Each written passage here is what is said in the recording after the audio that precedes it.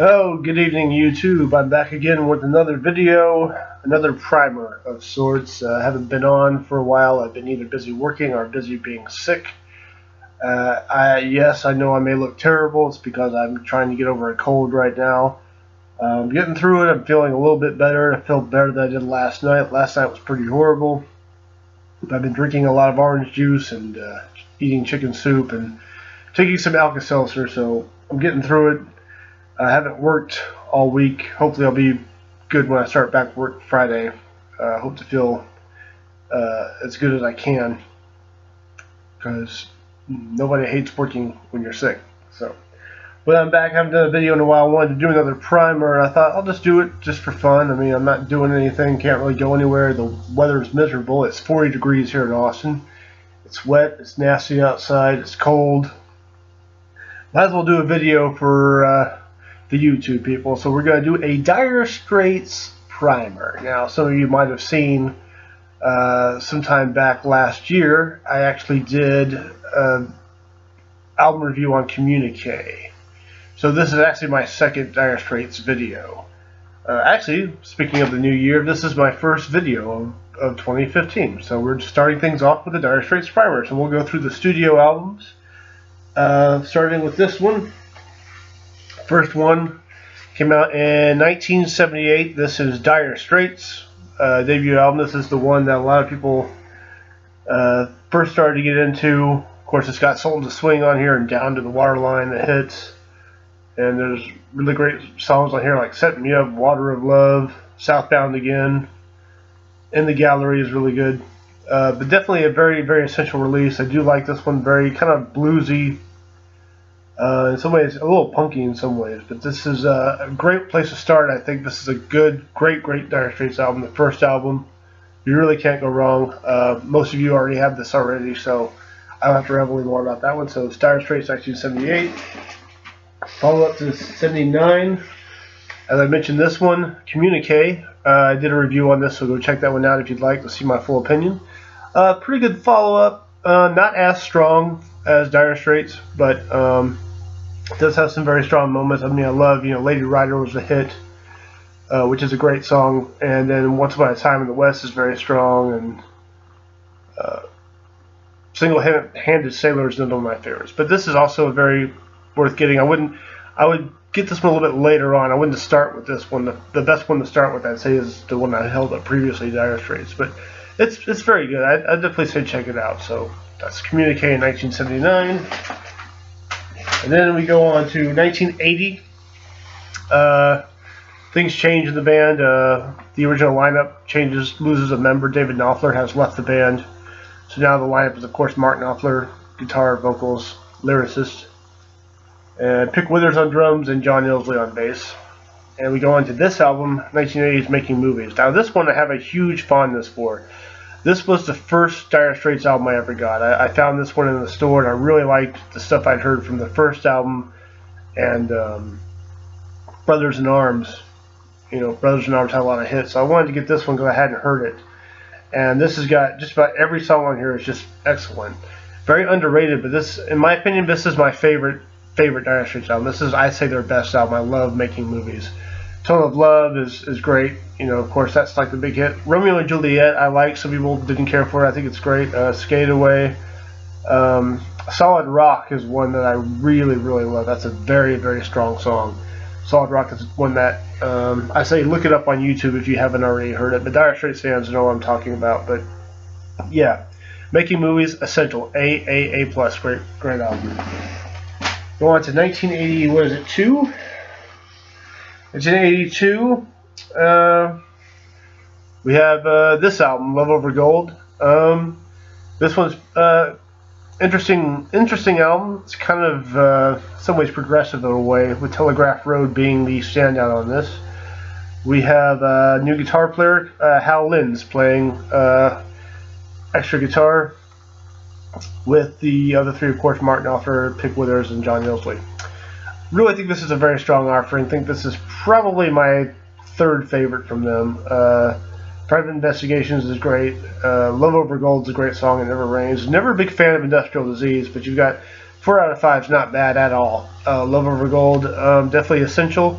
I would say get this probably as your second or third Dire Straits purchase. But yeah, this is 1982's Love Over Gold. I think this is a classic album. I like it. Okay. 1985 comes the clear cassette tape age. Okay, this one, yeah, I mean, okay, I know a lot of the Dire Straits fans are going to say this is the album that this is the one that broke for them, this is the one that put them on the map, and this is the one that got them personally into Dire Straits. There's some very commercial, great moments on here, such as the first 3 songs. I mean, So Far Away is probably my favorite on this. Money for Nothing is great, and of course you've got Walk of Life. But that's it, in my opinion. All these other songs, they're poor. They're very weak to me. I'm not a huge fan of Brothers in Arms. I would say it's essential just because this is like, you know, this is considered their MTV album. But I wouldn't start with this one. I'd start with like Dire Straits before you got this, and even Making Movies. But this was like the second one I got, and I was very disappointed with it. I love the first 3 songs, but I can't even get in any of the other ones. I don't even like the song Brothers in Arms. I just find it boring. It's just weak.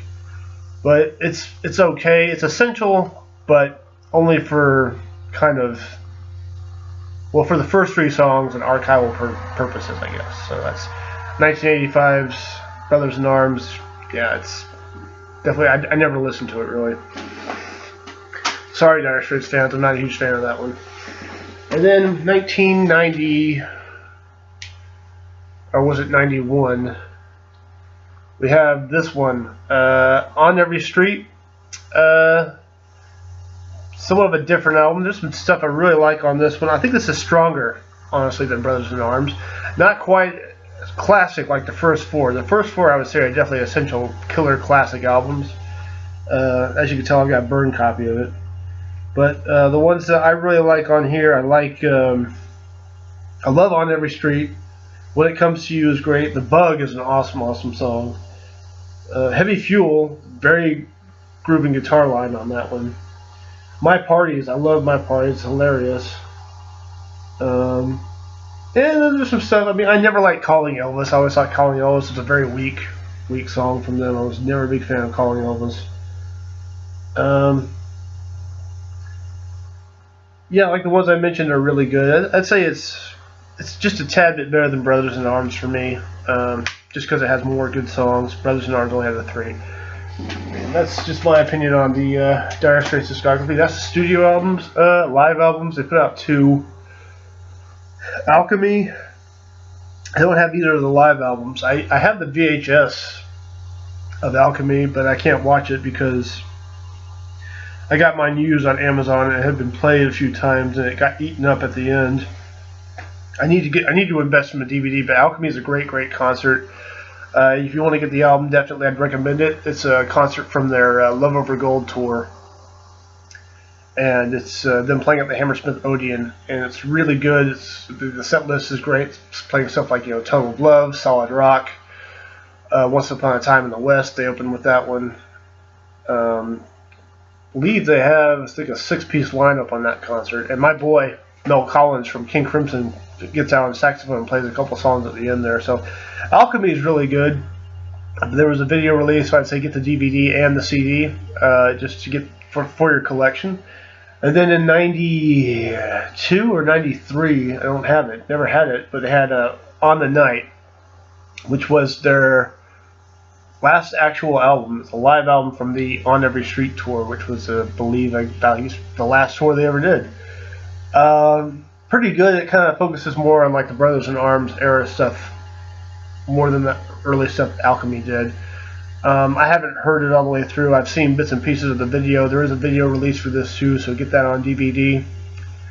But yeah, I would recommend it. I would get the studio stuff before you would get into live stuff, unless you just really like live stuff better. What live album to start with? I would go for Alchemy. Just my personal taste is I think the first 4 albums were the best that they put out. Okay, so that's the Dire Straits primer. You've heard me ramble about the discography, studio and live of Dire Straits.